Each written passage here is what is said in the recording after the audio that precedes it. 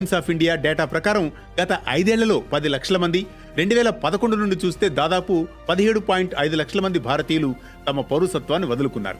2023లో record స్థాయిలో 2.16 లక్షల మంది భారత పాస్పోర్ట్ను వదులుకోవడం దేశం నుండి సంపద తరలిపోతోందనే విషయాన్ని స్పష్టం చేస్తోంది. కేవలం అమెరికాలోనే సుమారు 65,960 మంది భారతీయులు పౌరసత్వం పొందారు. కెనడా, ఆస్ట్రేలియా, జర్మనీ దేశాలు ఆ తర్వాతి స్థానాల్లో ఉన్నాయి.